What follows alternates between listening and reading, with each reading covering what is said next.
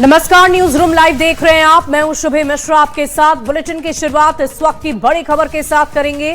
दिल्ली से बड़ी खबर सामने आ रही है। आपको बता दें कि दिल्ली दंगे से जुड़े कोर्ट ने एक बड़ा निर्णय सुना दिया है। 2020 में जो दंगा हुआ था उससे जुड़ा ये पूरा मामला है।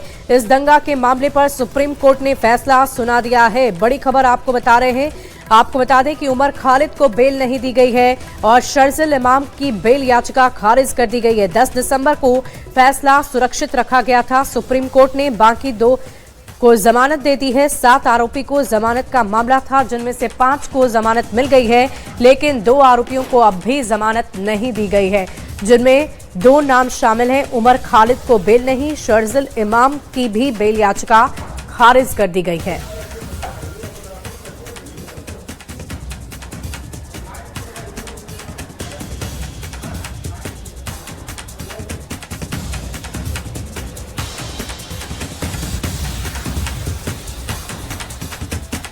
तो दिल्ली से बड़ी खबर आ रही है। दिल्ली दंगा मामले में बड़ा फैसला। 2020 में दिल्ली दंगा का मामला, दंगा मामले पर सुप्रीम कोर्ट का फैसला। जो भी उच्चतम न्यायालय ने फैसला किया है, रिकॉर्ड के आधार पर फैसला किया है। उन्होंने बाकियों को बेल दी है, इन दोनों को बेल नहीं दी। तो मुझको लगता है कि कुछ ना कुछ रिकॉर्ड में ऐसा होगा जो इनका केस दूसरों से जुदा लगता है।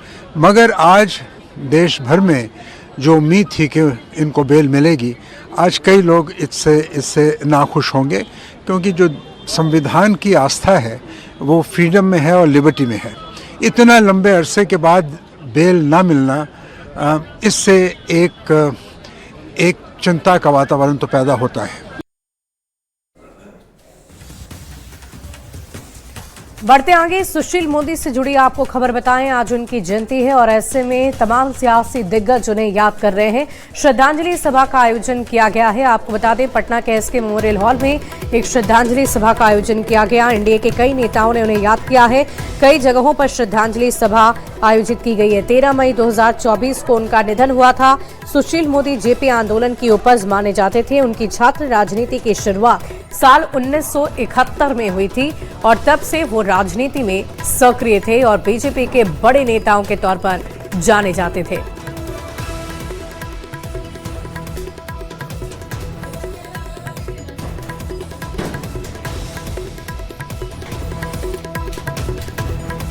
और देखिए, सीएम नीतीश कुमार भी आज उन्हें नमन करने, उन्हें श्रद्धांजलि अर्पित करने के लिए राजेंद्र नगर पहुंचे हैं। वहां पर स्मृति पार्क में पहुंचकर सीएम नीतीश कुमार ने आज उन्हें याद किया है। सुशील मोदी स्मृति पार्क पहुंचे, सुशील मोदी की जयंती पर राजकीय समारोह में शामिल हुए। सुशील मोदी की आदमकद प्रतिमा का अनावरण किया। उप मुख्यमंत्री सम्राट चौधरी, मंत्री विजय चौधरी, सांसद रवि शंकर प्रसाद सहित कई नेता मौके पर मौजूद रहे।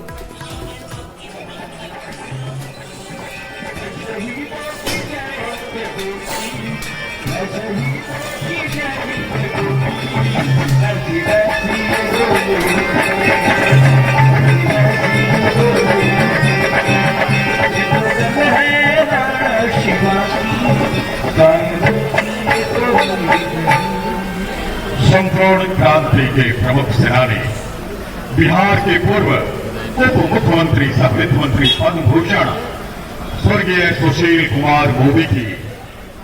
और देखिए, आज हर कोई दिवंगत नेता सुशील मोदी को याद कर रहा है और खुद संजय झा ने भी सोशल मीडिया के जरिए उन्हें याद किया, उन्हें नमन किया, उन्हें श्रद्धांजलि दी है। संजय झा ने एक पोस्ट लिखा है और उन्होंने साफ शब्दों में सुशील मोदी की चर्चा करते हुए लिखा है कि आपातकाल के विरोध से लेकर बिहार को अंधेरे से उजाले की ओर लाने तक में आपके योगदान को सदैव याद किया जाएगा। आपके साथ बिताए पलों की स्मृतियां मेरे जीवन की अमूल्य धरोहर है। ये लिखा है संजय झा ने।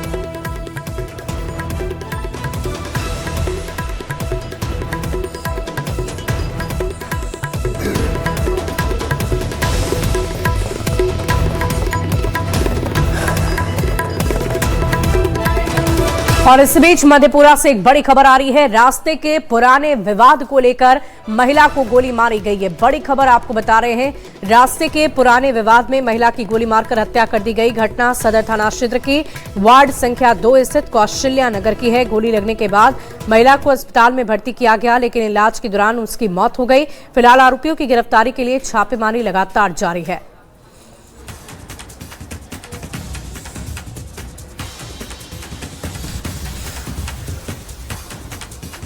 ये पहले उसके पिता आए हुए थे, वो लड़का का जो 31 तारीख मतलब बोले थे जिसको स्मैकर को, उसी के पिता को मम्मी पापा समझा रहे थे कि ऐसे बेटा सब करता है, उसको घर ले जाइए, या तो उसको समझाइए कि यहाँ पर न करे, बाहर में जो करना करे, हमको कोई मतलब नहीं है। बस मेरे डेरा देके जाता है, मेरे घर देके जाता आता है बस। और सब रेंटर सब रहता है, लड़की साहू लोग को कुछ भी बोल देता तो किसी को तो गुस्सा उठवे करेगा। तो इसलिए प्रशासन को फ़ोन भी किए, 112 आया, फोटो तो खींच ले, तो भाग गया था। तो बोला ठीक है, बस नया साल 1-2 दिन तो हुआ ना, आज उसका पिताजी आए। जैसे गया मम्मी लोग समझाने के लिए कि आपका लड़का जो है नशाबाजी करता है, स्मैकर के साथ पीता है। तो मेरा दूसरा भाई गया, बोला क्या छुड़ाने गया, गाली ताली देने लगा था मम्मी को, तो गया छुड़ाने के, तो उसी को मारने लगा। हम लोग छुड़ाने के लिए गए तो हम लोग को बांस लाठी पूरा सबको जख्म कर दिया था। तो हम लोग रूम में बंद थे, ये भी इस साइड में रूम में खड़ा थी, हम भी थे। उधर से एक गोली आंगन में फायरिंग किया, दूसरा गोली दरवाजे पे किया, दरवाजा के अंदर से लग के तब। खेदन चौक में के पास एक विवाद को लेकर के, रास्ते के विवाद को लेकर घटना हुई है। इसमें गुंजन देवी जो 19 साल की महिला है, उन्हीं को गोली लगी, उनकी मृत्यु हो गई। उसमें जो नामजद इन लोग किए हैं, सर पुलिस छापामारी कर रही, जल्दी गिरफ्तारी होगी। किस विवाद को लेकर सर? जमीन के सामने रास्ता को लेकर विवाद है। और देखिए, नोएडा के नॉलेज पार्क सेक्टर 150 के आसपास एक सनसनीखेज वारदात को अंजाम दिया गया है। दरअसल एक प्रेमिका ने अपने साउथ कोरिया के प्रेमी की चाकू से गोदकर हत्या कर दी है। विदेशी युवक की महिला मित्र ने हत्या की। आपको बता दें कि लंबे वक्त से ये दोनों लिव इन रिलेशनशिप में रह रहे थे। दोनों के बीच लगातार आपसी विवाद बढ़ता जा रहा था। मृतक शराब पीने का आदी था, नशे की हालत में अक्सर युवती के साथ मारपीट करता। इसी कारण दोनों के बीच तनाव काफी ज्यादा बढ़ गया और नशे में दोनों के बीच कहासुनी हुई, जो देखते ही देखते हिंसक झगड़े में बदल गई। इसी दौरान युवती ने गुस्से में आकर चाकू से कई वार कर मृतक को गंभीर रूप से घायल कर दिया। घटना के बाद आरोपी युवती घायल युवक को खुद GIMS अस्पताल लेकर पहुंची, लेकिन डॉक्टरों ने उसे मृत घोषित कर दिया है।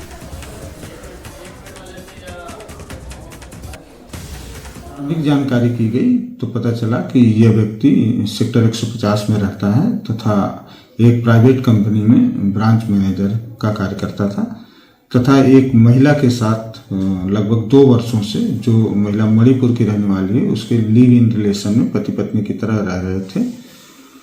रात्रि में इनका झगड़ा हुआ, क्योंकि यह व्यक्ति, जो जानकारी हुई है कि ड्रिंक करने का आदी था और इसको लेकर आए दिन झगड़ा होता रहता था। रात्रि में झगड़ा हुआ और महिला ने इस पे चाकू से हमला किया, जिससे ये चोटिल हो गया और इसकी मृत्यु हो गई। बढ़ते आगे, अगली खबर आपको इंदौर से बताएं। देखिए, इन दिनों दूषित पानी की वजह से कई लोगों के जान जाने की खबर आ रही है और इसी बीच खबर यह है कि एक और व्यक्ति की जान चली गई है। आपको बता दें कि ये पुलिसकर्मी है जिनकी जान गई है। 1 जनवरी से ये इलाजरत थे और दस्त और उल्टी होने की वजह से लगातार इनकी तबीयत बिगड़ती चली गई। आपको बता दें कि अब तक कुल मिलाकर 17 लोगों की जान इस दूषित पानी के पीने की वजह से हो जा चुकी है और इंदौर में दूषित पानी से एक और मौत की खबर सामने आ रही है।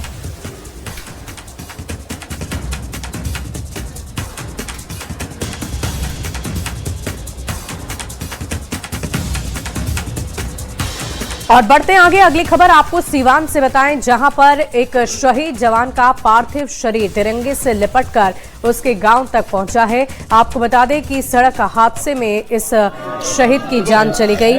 बता दें कि पूरे इलाके में माहौल काफी गमगीन है। रविंद्र दुबे लखनऊ में तैनात थे। ड्यूटी से लौटते समय सड़क हादसे में उनकी जान गई। उनके पार्थिव शरीर को सम्मानपूर्वक उनके गांव तक लाया गया। गांव में परिजन और गांव वाले उनके अंतिम दर्शन के लिए उमड़ पड़े हैं। तस्वीरें भी आप देख रहे हैं। ये घटना हमारा वो लखनऊ में हुआ था। जा रहे थे ड्यूटी से जी, और ट्रक वाले ने आकर उनका एक्सीडेंट कर दिया। अच्छा, और क्या नाम? हमारा अमित में, ये हमारे चाचा लगते हैं। अच्छा, आपके चाचा ये हैं? इनका बड़े लड़के हैं। हाँ हाँ। ये हमारे चाचा के। और उसके बाद हम लोग कल लेकर आए इनको। जी जी। अब आज इनका दाह संस्कार हम लोग करेंगे।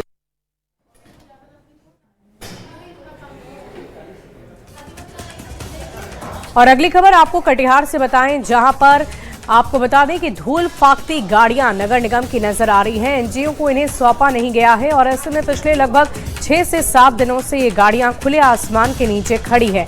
नगर निगम की बड़ी लापरवाही देखने को मिल रही है। सफाई के लिए खरीदी गई ये गाड़ियां बिल्कुल बेकार हो गई है। 24 से ज्यादा गाड़ियां इस वक्त धूल फांक रही है, जो आप तस्वीरों में भी देख सकते हैं। गाड़ी का मेन यूज़ है यहाँ पे कि जो जितनी नई गाड़ी है उसके लिए ड्राइवर की भी आवश्यकता होती है। तो हमारे यहाँ नए एनजीओ आने वाली है। नया एनजीओ जो विभागीय निर्देश है उसमें नए एनजीओ के लिए आरएफपी आई है। तो उसमें बोला गया है कि जितने भी गाड़ी है या फिर जो भी चीज़ यहाँ देखना है सारे एनजीओ को करना है, उसको मैन पावर सप्लाई करनी है।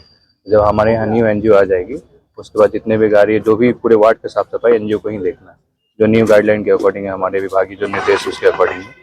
तो आज से 2-3 दिन में पूरा क्लियरेंस हम लोग को मिल जाएगा कि कैसे हम लोग को टेंडर करना है। उसके बाद ही सारा व्यवस्था एनजीओ को ही देखी जाएगी, एनजीओ के द्वारा देखी जाएगी। स्वच्छ बिहार स्वच्छ कटिहार के तहत नगर निगम की तरफ से कई गाड़ियों की खरीदारी हुआ था, लेकिन ये धूल फांगते ये गाड़ियों पर अब कटिहार नगर निगम के सफाई की जिम्मेदारी है।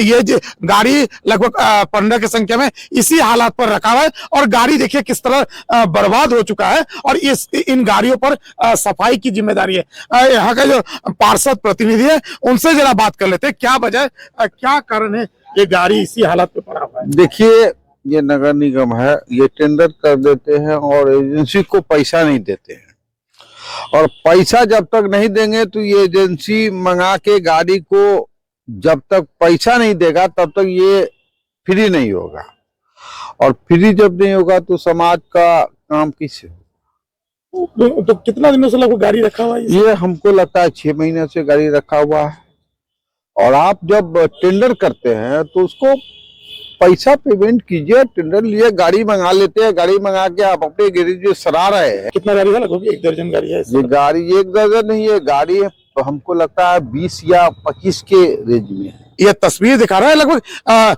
2 दर्जन के आसपास ये गाड़ी जो खरीदारी हुआ था और इस गाड़ी पर सफाई की जिम्मेदारी है, लेकिन गाड़ियों की तस्वीर आपको दिखा रहे हैं। ऐसे में कटिहार कैसे स्वच्छ होगा, इस पर बड़ा सवाल खड़ा होता है। सुब्रत, न्यूज़ 18 कटिहार। और देखिए, प्रयागराज से एक बहुत ही अद्भुत और खूबसूरत तस्वीर सामने आई है। प्रयागराज के संगम तट पर एक अद्भुत माघ मेला लगा है, जिसमें आस्था का सैलाब उमड़ पड़ा है। ड्रोन शॉट की तस्वीरें हम आपको दिखा रहे हैं।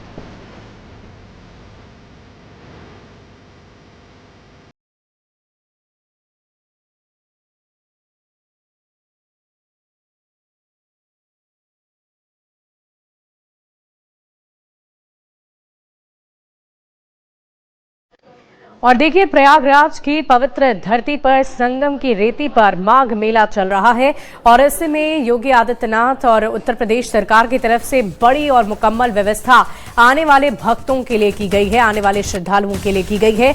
20 से भी ज्यादा बेड का अस्पताल बनाया गया है, बड़े बड़े अस्पताल बनाए गए हैं। 20 बेड का त्रिवेणी अस्पताल सेक्टर नंबर 2, 20 बेड का गंगा अस्पताल सेक्टर नंबर 5 में बनाया गया है। इसके अलावा 12 प्राथमिक स्वास्थ्य केंद्र बनाए गए हैं, 5 होम्योपैथी, 5 आयुर्वेदिक और 75 डॉक्टर्स तैनात किए गए हैं। 219 पैरामेडिकल स्टाफ की तैनाती है, 80 एम्बुलेंस है, 50 एम्बुलेंस मेला क्षेत्र में, 30 ambulance railway station, roadways, parking, holding area. अब तक माघ मेले में बनाए गए अस्पतालों में 7,000 से ज्यादा ओपीडी में आ चुके हैं।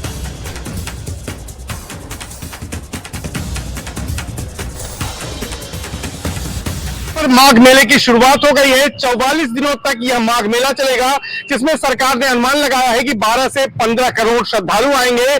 ऐसे में सरकार ने तमाम व्यवस्थाएं की हैं, लेकिन स्वास्थ्य को लेकर खास इंतजाम किए गए हैं। मेले में 20-20 बेड के 2 अस्पताल बनाए गए हैं। सर्दी जुकाम और पेट से संबंधित, बाकी हर तरह के मरीज हैं। आज कितने मरीज आए हैं सर सुबह से? अभी तक 300 मरीज के आसपास आ चुके हैं। 300 मरीज आ चुके हैं। आज कितने आए होंगे सर? अभी सुबह से ना जी लगभग 300 के पूरे मेला एरिया में हमारे 20-20 बेड के 2 अस्पताल बने हुए हैं। एक अस्पताल त्रिवेणी है जिसमें अभी आप हैं, दूसरा हमारा गंगा हॉस्पिटल है जो सेक्टर 5 में है। उसके अलावा हमारे 12 प्राथमिक स्वास्थ्य केंद्र बनाए गए हैं जिनको हम लोग FAP बोलते हैं, प्राथमिक उपचार केंद्र। टोटल जैसे आप अभी बता रहे थे कि हमारे 75 डॉक्टर हैं, उसमें से स्पेशलिस्ट भी हैं और नॉन स्पेशलिस्ट भी हैं, 219 पैरा स्टाफ है। इसके अलावा एक रेफरल जो सेक्टर होता है कि रेफर करने वाला जो एरिया होता है, उसके लिए हम लोग ने 80 एम्बुलेंस लगाई हुई है। 80 में 50 तो हमारी मेला एरिया में रहेंगी और 30 आउटसाइड द मेला एरिया रहेंगी। 12 प्राथमिक स्वास्थ्य खोले गए हैं और इसके अलावा 75 डॉक्टर हैं, 219 की संख्या में पैरामेडिकल स्टाफ है, 80 एम्बुलेंस है, 50 मेला क्षेत्र में है, 30 शहरी क्षेत्र में यहाँ पर चलाई जा रही है। सभी जो लाइफ सेविंग ड्रग्स हैं वो यहाँ पर मौजूद हैं और जो भी मरीज यहाँ पर आ रहे हैं उनको यहाँ पर समुचित रूप से उपचार दिया जा रहा है। और अब तक ये दावा किया जा रहा है कि 7000 से ज्यादा मरीज इन अस्पतालों में देखे जा चुके हैं और अब यहाँ पर आने वाले मरीजों की संख्या ठंड की वजह से कुछ बढ़ भी रही है। Service Dubey, news 18 Prayagraj. और देखिए, बिहार सरकार की तरफ से जीविका दीदियों के लिए एक और पहल की गई है। दरअसल जीविका दीदियों के तहत पटना के बस बिहार के अलग अलग 19 बस डिपो पर एक रसोई खोली जाएगी जीविका दीदियों के द्वारा, जिसमें आप तमाम जो चालक हैं, कर्मी हैं, यात्री हैं, उन्हें साफ सुथरा पौष्टिक भोजन मिल जाएगा। लंबी यात्राओं के दौरान अक्सर भोजन की उचित व्यवस्था न होने से परेशानियों का सामना करना पड़ता है। अब जीविका दीदी की रसोई के माध्यम से लोग उचित दाम में स्वादिष्ट और पौष्टिक भोजन प्राप्त कर सकेंगे। देखिए न्यूज़ 18 संवाददाता विनीता मिश्रा की ये रिपोर्ट। जल्द ही बिहार में अलग अलग बस डिपो में जीविका रसोई शुरू की जाएगी। जीविका दीदियों के जो पौष्टिक भोजन है वो अब आपको अलग अलग बस डिपो में भी मिलेंगे और उसके लिए जो काम है वो शुरू कर दिए गए हैं। राज्य के प्रमुख 19 बस डिपो में जीविका दीदी की रसोई के तहत कैंटीन खोली जाएगी और इसमें बस डिपो में आने वाले यात्रियों, चालकों और कर्मियों को साफ सुथरा और पौष्टिक भोजन उपलब्ध होगा। और इसके मद्देनजर जो निर्देश हैं वो जारी किया गया है। बस डिपो में यात्रियों और चालकों को अच्छी सुविधाएं मिलनी चाहिए, क्योंकि लंबी यात्रा के दौरान भोजन की उचित व्यवस्था नहीं होने से यात्रियों को काफी परेशानी होती है। तो यहाँ देख सकते हैं कि बांकीपुर जो बस डिपो है, यहाँ पर नेपाल भारत मैत्री सेवा बस भी यहाँ से खुलती है और सिर्फ लोकल बस ही नहीं, दूर दूर से जो बसें हैं वो यहाँ आती और जाती हैं। यानी लंबी यात्रा करने के बाद जो यात्री या फिर चालक या फिर जो कर्मी होते हैं वो अच्छा भोजन नहीं मिलने से परेशान नजर आते हैं। ऐसे में अब कई बस डिपो को चिन्हित किया गया है जहां पर उचित व्यवस्था जल्द ही शुरू की जाएगी और इसके मद्देनजर जीविका दीदी की रसोई जल्द यहां शुरू की जाएगी। शुद्ध और पौष्टिक भोजन मिलेगा, क्योंकि लंबी यात्रा करने वाले यात्रियों को परेशानी ना हो, उनकी परेशानी को देखते हुए ये निर्णय लिया गया है। और पहले चरण के तहत 19 बस डिपो में जीविका दीदी की रसोई जो कैंटीन है वो शुरू किया जाएगा, जिसमें पटना का बांकीपुर बस स्टैंड जो बांकीपुर बस डिपो है वो भी शामिल है। कैमरामैन अजय दुबे के साथ विनीता मिश्रा, न्यूज़ 18 पटना। और इस बीच गोपालगंज से एक बड़ी खबर आ रही है। आपको बता दें कि 210 टन का शिवलिंग नारायणी नदी से पार करवाना है और ऐसे में ये पुल जो है उसकी स्थिति बेहतर नहीं है बल्कि जर्जर पुल है और ऐसे में ये एक सबसे बड़ी चुनौती है। विशेषज्ञों की टीम को बुलाया गया है। शिवलिंग का वजन 210 टन है। नारायणी नदी को पार करना बेहद मुश्किल होगा और इसीलिए विशेषज्ञों को बुलाया गया है। ये एक सबसे बड़ी चुनौती, चैलेंज है। इस जर्जर पुल से इतने भारी भरकम शिवलिंग और ट्रक को गुजारना है। ऐसे में NHAI और विशेषज्ञों की टीम बुलाई गई है। नदी पार करने के सभी विकल्पों पर मंथन किया जाएगा और फिर इस शिवलिंग को मोतिहारी पहुंचाया जाएगा, जहां इसे विराट रामायण मंदिर में स्थापित किया जाना है।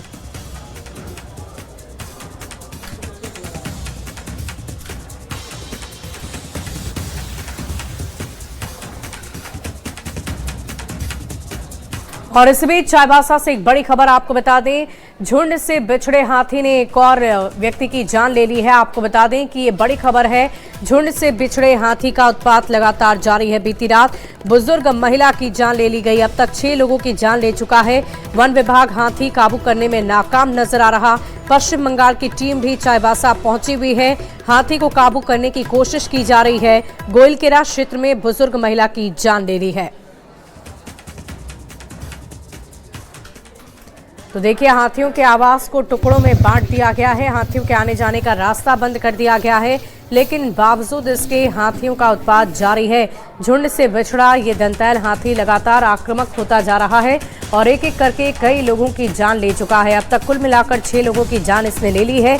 बीती रात भी बुजुर्ग महिला की जान ली और इसके बाद से सभी दहशत में हैं, ग्रामीण दहशत में हैं, आसपास के लोग दहशत में हैं। वन विभाग की टीम कोशिश पूरी कर रही है, लेकिन अब तक अपनी कोशिशों में नाकाम नजर आ रही है और लगातार नए तरीके से कोशिश की जा रही है कि किसी भी तरीके से इस हाथी को काबू किया जा सके।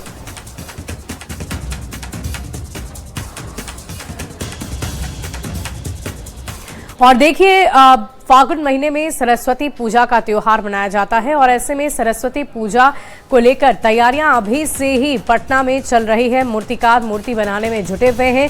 मूर्तियों की डिमांड काफ़ी होती है और ऐसे में इस बार बाजार में पीओपी मूर्तियों की डिमांड काफ़ी बढ़ गई है, जिसके कारण मिट्टी की मूर्ति को सही बाजार नहीं मिल पा रहा है। मौसम, कीमत और बाजार की मार झेल रहे हैं मूर्ति कलाकार। सरस्वती पूजा नजदीक है और ऐसे में माता की मूर्ति बननी भी शुरू हो गई है, लेकिन जो मूर्ति कलाकार हैं, जो माता की मिट्टी की मूर्ति बनाते हैं, वो कहीं ना कहीं मौसम, बाजार और जो पीओपी वाली जो मूर्तियां हैं, यानी जो बाजार की जो डिमांड है, उसकी मार झेल रहे हैं। क्या नाम है? कमलेश पंडित। कितने सालों से मूर्ति बना रहे हैं? हम लोग तो कम से कम 40 बरस से ऊपर हो गया। लग रहा है कि इस बार डिमांड होगी मूर्तियों की? डिमांड तो उतना नहीं है अभी तो बाजार का मौसम से एकदम बहुत डाउन है, इसलिए क्या लग रहा है कि जैसे पहले एक शुरुआत से देखा जाता है कि मिट्टी की मूर्तियों को लोग महत्व देते हैं, लेकिन अभी पीओपी के कारण, जो पीओपी की जो मूर्तियां बन रही है, उसके कारण डिमांड कम वो तो बात सही है, वो कहना है आपको बात सही हो गया है। बाकी हम लोग का अभी डाउन बहुत गिरा हुआ, जो मूर्ति बहुत डाउन हो गया। जो मूर्ति बेचते थे 18,000 में, जो मूर्ति हो गया 800-900। कितना समय लगता है भैया बनाने में मूर्ति? बनाने में कम कहे ना कि 8 दिन लग जाता है। 8 दिन। मौसम अगर खराब हो, सूखे ना तो और समय ज्यादा जाएगा। हाँ, ज्यादा जाएगा, फिर लाए पड़ेगा, मशीन लाए पड़ेगा, सुखाने पड़ेगा। हाँ, होता है। अभी कितने साल, मतलब कितने महीने से ये बना रहे मूर्तियां जितनी तैयार हो गया? नवंबर दिसंबर हो गए, नवंबर से काम लगाए हुए हम लोग। मौसम, बाजार और कीमत के कारण, क्योंकि बनाने में इसमें मेहनत लगता है, कीमत इसलिए ज्यादा होती है, तो मूर्तिकार का जो परेशानी है वो बढ़ी हुई है। लोग ऑर्डर किए अभी लगभग 24, लेकिन लगभग 50 से अधिक इन्होंने मूर्तियां बनाई है। लोग खरीद के ले गए तो ठीक, नहीं तो फिर इनका नुकसान होगा। कैमरामैन अजय दुबे के साथ विनीता मिश्रा, न्यूज़ 18 पटना।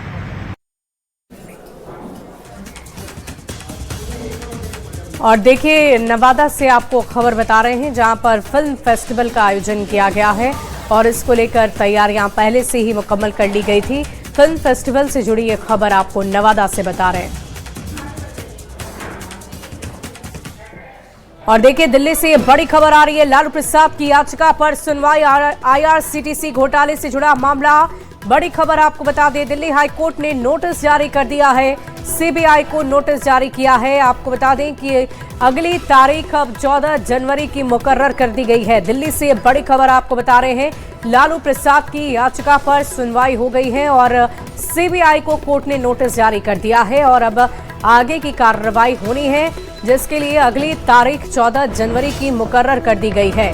सीबीआई से जुड़ी, दिल्ली हाईकोर्ट से जुड़ी ये बड़ी खबर आपको बता रहे हैं। लालू प्रसाद की याचिका पर सुनवाई, आईआरसीटीसी घोटाले से जुड़ा ये मामला, दिल्ली हाईकोर्ट ने नोटिस जारी कर दिया है।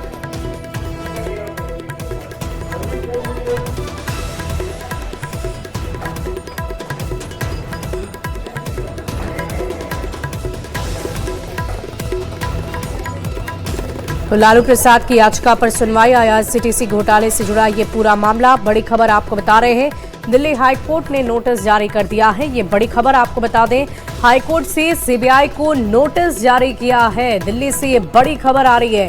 14 जनवरी को अगली सुनवाई होगी और ये बड़ी जानकारी आपको दे रहे हैं। लालू प्रसाद की याचिका पर सुनवाई।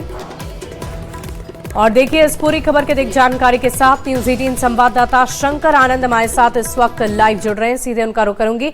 शंकर, क्या जानकारी है? अब ये नोटिस सीबीआई को जारी किया गया है, नोटिस में किस बात की चर्चा हुई है? देखिए, जिस तरह से लालू प्रसाद यादव और रेलवे टेंडर घोटाले मामले में दिल्ली हाई कोर्ट में आज एक महत्वपूर्ण सुनवाई हो रही थी और इस सुनवाई की जो दौरान में आज जिस तरह से सीबीआई को नोटिस जारी किया गया है और इस मामले में जवाब मांगा गया है। हालांकि इस मामले में अगली सुनवाई की जो तारीख है वो मुकर्रर कर दी गई है 14 जनवरी को। अब अगर मामले की अगर बात करें तो वो उसे बेहद आसान शब्दों में ऐसे बता सकते हैं कि जिस तरह से इससे पहले रेलवे टेंडर घोटाला मामले में राउज़ कोर्ट में सुनवाई हो रही थी। सुनवाई के दौरान में जिस तरह से आरोपी माना गया था लालू प्रसाद यादव, इसके साथ साथ कई अन्य आरोपी हैं, उनके खिलाफ जिस तरह से कोर्ट का जो एक जजमेंट आया था, तो उसी फैसले के खिलाफ अब पिछले कुछ दिनों पहले लालू प्रसाद यादव के द्वारा दिल्ली हाई कोर्ट में एक याचिका दायर की गई थी और याचिका दायर करने के साथ ही उस फैसले पर एक सवाल उठाया गया था। लेकिन आज इस मामले पर दिल्ली हाई कोर्ट के द्वारा सुनवाई के दौरान में उस याचिका पर आगे सुनवाई करते हुए सीबीआई को इस मामले में नोटिस जारी किया गया है, क्योंकि सीबीआई का ये केस था। सीबीआई के द्वारा दिल्ली स्थित राउज़ कोर्ट का वो फैसला सुनाया गया था और उस दिल्ली स्थित जो सीबीआई की जो विशेष कोर्ट है राउज़ कोर्ट में, जिस तरह से वहाँ से फैसला सुनाते हुए लालू प्रसाद यादव और उसके परिवार के कई लोगों के खिलाफ जिस तरह से एक फैसला सुनाया गया। वाकई शंकर, देखने वाली बात होगी कि अब अगली तारीख जो 14 जनवरी की मुकर्रर की गई है, उस दिन इस पूरे मामले को लेकर क्या कुछ सुनवाई होती है और आगे क्या निर्णय लिया जाता है। बहुत बहुत शुक्रिया आपका हमारे साथ जुड़ने के लिए और इस पूरी खबर पर नजर बनाए रखें। फिलहाल इस बुलेटिन में अभी के लिए बस इतना ही। आप बने रहे न्यूज़ 18 बिहार झारखंड के साथ।